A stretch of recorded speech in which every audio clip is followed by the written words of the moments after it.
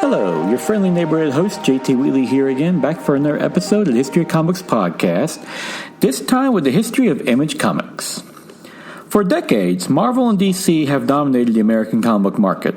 Originally, it was DC whose publishing of Superman and Batman in the late 1930s ushered in the golden age of comic books, and they even brought about the Silver Age with the creation of Barry Allen Flash in the late 1950s. However, DC was quickly overtaken by Marvel in the 1960s, who created new, innovative characters with Spider-Man, the Hulk, and the X-Men. Since then, the two companies have been rivals ever since, with few other comic book companies providing a challenge. However, one company would finally do so in the 1990s, and it would be so by not only using their own artists against Marvel and DC, but actually putting them in charge of their own creations. It all started when Tom DeFalco, the editor-in-chief of Marvel, replaced Jim Shooter in 1987. Shooter was a popular but controversial editor-in-chief, ushering Marvel through one of its most successful eras, covering such classic events as the Dark Phoenix Saga and the X-Men, and Secret Wars, which he wrote. Despite decades of dominance in Shooter's leadership, the 1980s, particularly 1986, which ironically represented the 25th anniversary of the Fantastic Four #1, the comic that launched the modern Marvel, had seen DC steal the spotlight again, not only with the celebration of its own 50th anniversary, but also producing such classic comics like The Dark Knight Returns, The Watchmen, and Crisis of Infinite Earths. While the House of Ideas was still producing strong sales with comics like Uncanny X-Men, DC was getting all the attention, and DeFalco felt Marvel needed an injection of new talent. There was also outside pressure as well, as Marvel would be purchased by investor Ronald Perlman, notable for owning the Revlon, which got him the nickname at Marvel, the Lipstick Guy, in 1989, with the intention of taking Marvel public. Thus, the comic book company needed to make a name for itself and brought in some new artists to do just that. Of this new talent, some notable ones was Eric Larson, Rob Liefeld, Jim Lee, Todd McFarlane, Ross Patachio, Mark Silvestri, and Jim Valentino. The new artists quickly broke from the mold of penciling and set by John Romita Sr., John Buscema, Jack Kirby, and Steve Ditko, choosing instead to create highly detailed panels and characters with ripped superheroes and villains. However, many would later note these artists did this to the detriment of storytelling, the primary job of any comic book artist. The look became popular with readers, though, and others soon followed, such as Larry Stroman and Dale Keown. As sales rose, they were assigned to Marvel's premier books, such as Amazing Spider-Man, which Todd McFarlane and Eric Larson would tackle, and The Uncanny X-Men by Jim Lee and Ross Patachio. Soon, these artists were so popular, the books were created just for them to run, such as Spider-Man, which Todd McFarlane wrote and penciled, and The X-Men for Jim Lee, along with X-Force, which was originally New Mutants under Rob Liefeld. When these new comic books debuted, they ended up being huge sellers, with Spider-Man #1 selling 2.5 million copies, X-Force #1 selling 5 million copies, and X-Men #1 selling a staggering 8 million. Though all three used gimmick covers to enhance sales, from collectible trading cards to variant covers. Marvel was selling like never before in the 1990s, and with 80 titles being published a month, making the company the top publisher of the American comic book industry once again. They also started to promote these artists like stars, to the point where Rob Liefeld started a Levi's jeans commercial directed by Spike Lee. However, the same artists responsible for that success quickly became upset with Marvel over money he was making on their art, such as selling it on t-shirts without their permission, and started to want a larger share of the profits. Some of the new artists that had already banded together for artistic reasons, forming Hamad Studios, which consisted of Jim Lee, Ross Patachio as pencilers, with Scott Williams as inker, located in San Diego, California. The name was meant to represent honoring the past artists like Neil Adams, who they greatly admired, and the first book they produced was on Marvel's Uncanny X-Men #267. Mark Silvestri would later join, giving the studio 3 pencilers and 1 inker in Scott Williams. The artists not only worked together, but started talking about working for Marvel and their frustrations. It wasn't huge at first, no more than normal work there, but the cracks of the break from Marvel was starting to form. The first signs of this break occurred when Todd McFarlane retired, leaving Eric Larson to take over his Spider-Man title with issue number 16. Much of his frustration came from Tom DeFalco objecting to letting a sword stab Juggernaut in the eye as part of an X-Force crossover with Rob Liefeld's comic, claiming it violated the Comics Code Authority (CCA) standards, though McFarlane countered that numerous other examples of violence already permeated much of Marvel's books. By this point, the CCA had lost much of its effectiveness, and its rules were kind of iffy. There were also personal reasons, as McFarlane and his wife Wanda just had their first child, and he chose to take a break, having put away enough money for just such an occasion. The next sign of the break came when Rob Liefeld tried to create The Executioners at Malibu, but was reined in by Marvel, who claimed it was too similar to his work in the X-Force. It didn't help that The Executioners' name really emphasized the X in the title.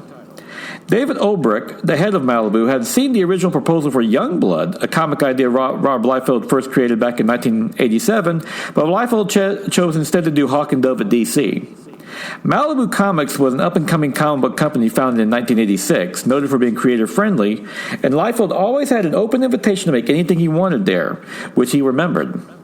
Olbrich did advertise the extreme art of Rob Liefeld, along with establishing not only a relationship with him, but also Eric Larson and Jim Valentino, offering all three the chance to publish anything they wanted to under Malibu, which they would also get to own.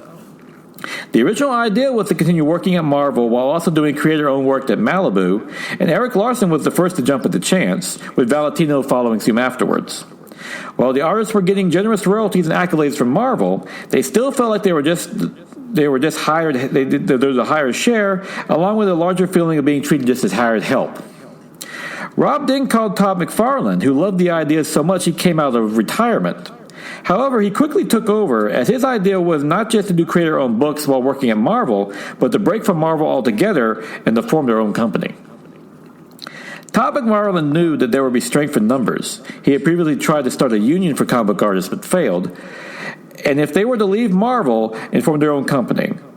While the combined talent of Liefeld, Larson, Valentino, and McFarlane was good, another big name or two would be perfect, particularly Jim Lee, the artist of Marvel's highest-selling book, The X-Men. They tried to recruit him, but Lee was hesitant to do so, lucky his position at Marvel with the money he was making. However, after witnessing his art being auctioned off at Sotheby's auction without him even getting a cut, let alone permission, not only did Lee join them, but Mark Silvestri, the current artist in the Wolverine, did as well. With 6 of Marvel's top artists on board, Todd felt it was time to make their move, and it would shake the comic book industry.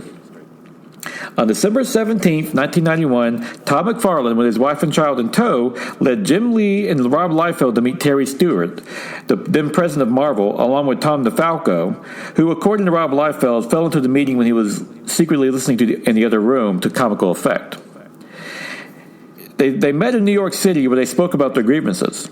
Stewart offered more royalties and creative control, but the artists still felt like they were just hired help. And though Stewart would later state he never felt they came to negotiate, just that the meeting was only a formality for them to leave. After speaking to Marvel, Todd and the crew then went across the street to D.C. the next day to explain that they were forming their own company as well, repeating the same grievances they gave to Marvel, and warned D.C. they should heed the same warnings. The president of D.C. was surprised, as at first he believed they were coming to sign on at the company, and he tried to counter that D.C. had recently enacted a royalty plan for their artist. Todd McFarlane countered with asking if any of the artists themselves had any input in how this plan was put together, which the president said no to.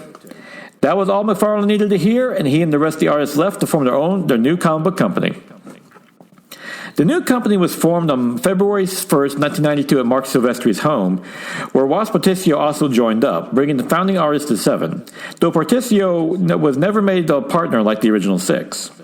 The first thing was to come up with a name, which was inspired by Andre Agassi ad that Todd McFarlane saw on TV, in which he said, "Image is everything."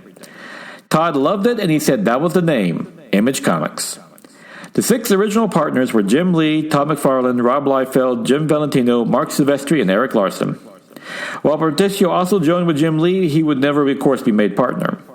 Another brief addition was the legendary Uncanny X-Men writer Chris Claremont, who wanted to work with Porticio on his series, The Huntsman, but Porticio decided to do his own work on Wetworks instead. The Huntsman would later appear in Jim Lee's Wildcats. Considering the number of X-Men and X-Force artists coming aboard, from Lee to Claremont to Liefeld and Silvestri, the break from Marvel was jokingly called the Exodus. The new company signed a 1-year distribution deal with Malibu, who got 10% of the profits, while the artists kept their other 90% for themselves from their own books, with the minor set of fees set aside for Image Central to cover the administration and traffic duties for the books. Malibu also benefited from the publicity of the publishing Image, along with advertising their books in the comics as well as part of the deal, which included their new superhero line, the Ultraverse.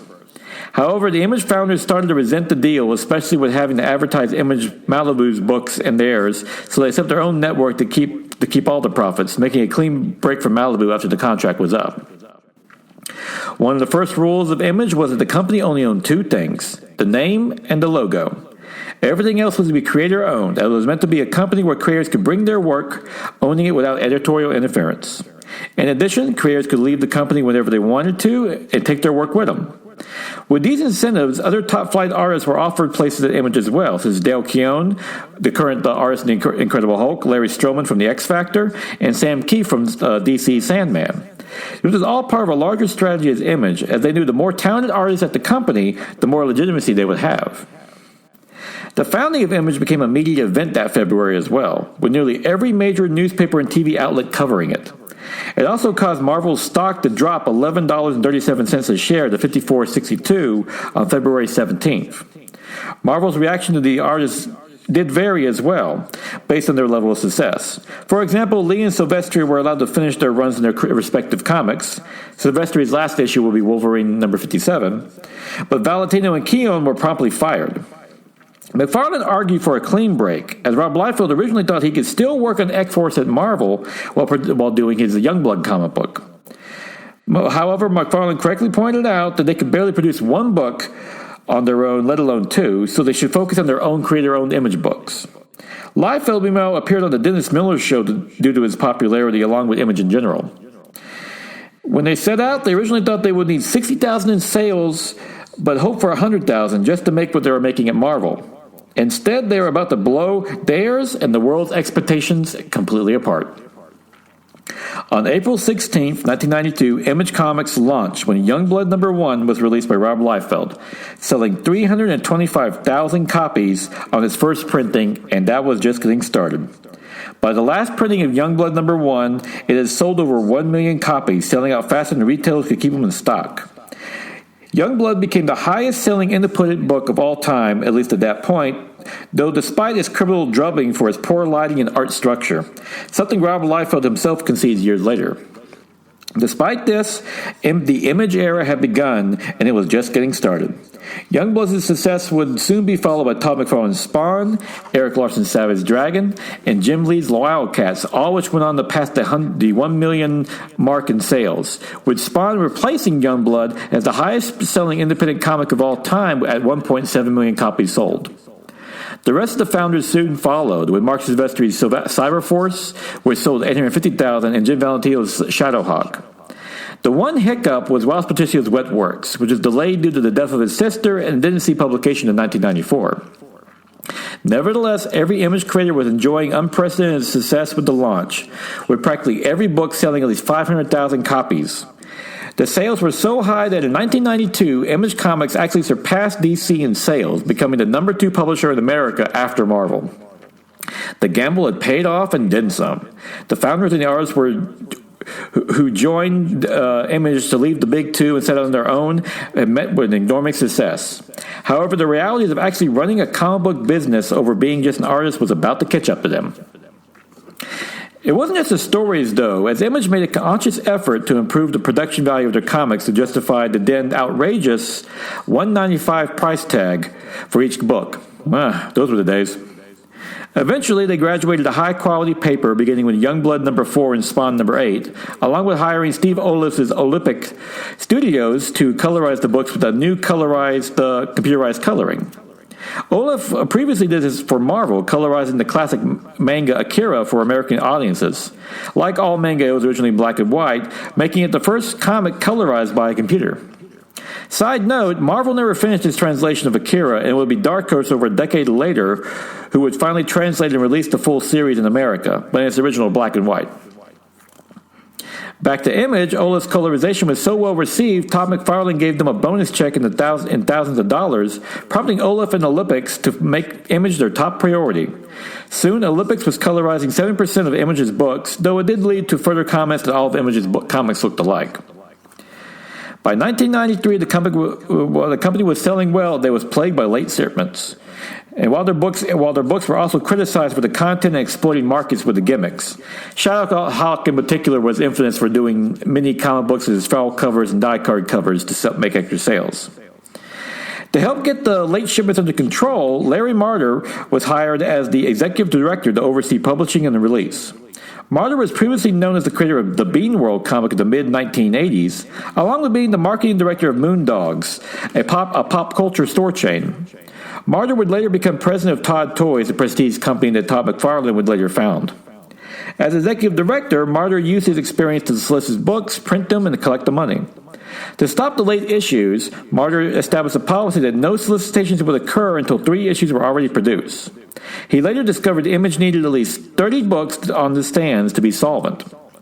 The frequent late books prompted a no-return policy with distributors as well, that within 90 days, though Image did sign a deal with Diamond for distribution, as according to Marder, they made the best offer. Nevertheless, 1993 was still a banner year for Image, though it did lead to some comic book veterans criticizing him for their immature writing and violent content.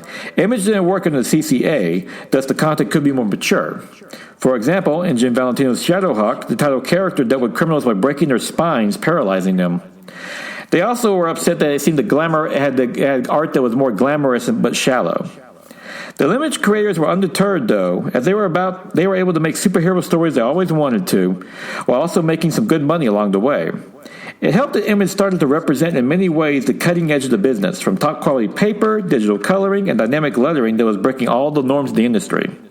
However, even the comic book creators were predicting a downturn as early as that year, when Eric Larson told Comic Book Week, the magazine, that when you have 10 billion comic book companies providing the same kind of superhero stories, a downturn is bound to happen.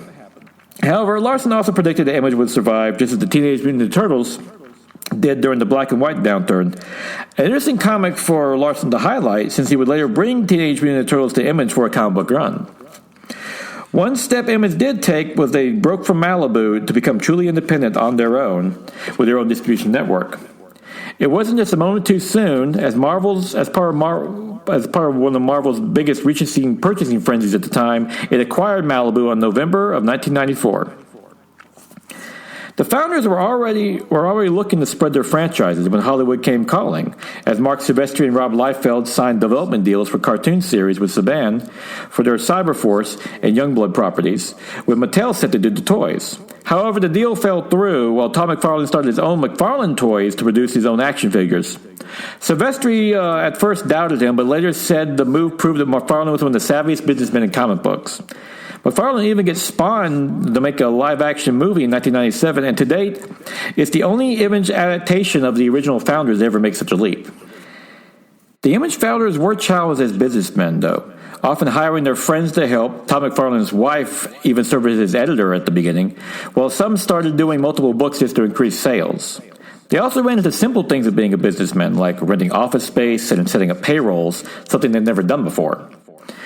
Then they had to negotiate toy, movie, and TV deals, all while trying to draw the comic books that they formed the company for. Each founder formed their own company, with Liefeld making Extreme, while Homage was formed by Lee, Silvestri, and Portasio.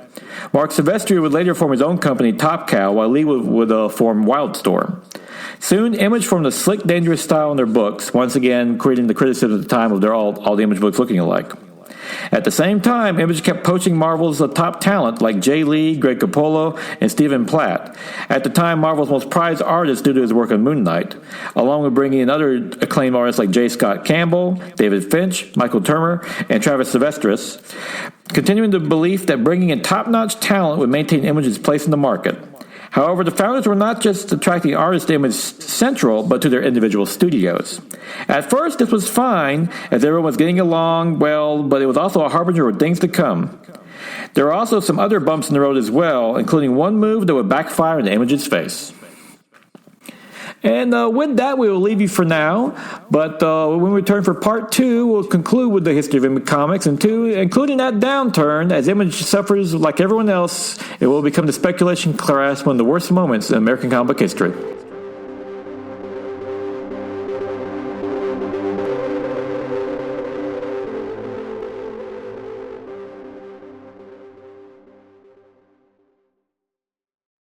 And now is August 28th, 2025, time for the favorite comic of the week. Ultimate Spider-Man, number 20 by Jonathan Hickman and David Messina, which is, of course, another talking issue because Messina has taken over the art, as Peter, MJ, Gwen, and Harry finally have a hash out the ultimate plan to take down Kingpin and the Sinister Six, with MJ being none too happy about how this is affecting her and her family. Plus, Uncle Ben decides to finally talk to Richard about why he's been acting out so much. Hickman does another great personal issue here. This is one that's checking off all the bases as Peter, MJ, Gwen, and Harry is touching base and seeing where they really need to go. And MJ really lays the cards out like, hey, I don't like how this is affecting my family. I agree we need to fight these people. How are we going to come out on the other end? And Gwen isn't too sympathetic. And, well, MJ's response is classic. And also in that Uncle Ben and Richard conversation, well, let's just say he is a teenage boy and not too far from being his father's son. So it's matched by the David Messina's art, which, yes, not as dynamic or action-packed as John Marco Cicchetto when he's on the book, but this is a talking issue, and he's really great with that, especially with his facial expressions, so definitely worth picking up. And all in all, yeah, just still the best Spider-Man book on the stands. And with that, well, first off, it's August 28th, so happy Jack Kirby Day, everyone. This is the birthday of the late, great Jack Kirby, the king of comics, and the holidays inspired us to remember his great work and also try to draw something. I can't draw. I've tried. It's not good. I can't write either. So they say those that can't do teach, and those that can't teach podcast. And well, here I am. So, but yes, definitely try if you do enjoy drawing. Definitely draw something on the great like Kirby, or just read some of his many brilliant works. The man had a treasure trove of comic books and he's truly one of the great legends of comic books in all of history. And with that, we'll conclude with this first part of the history of Image Comics. Join me next week for the second part of this archive edition. And until then, go out and enjoy yourself a good comic book. If you can, being Jack Kirby Day, check out some of his great works, and also check out Ultimate Spider-Man. Still the best Spider-Man comic on the stands.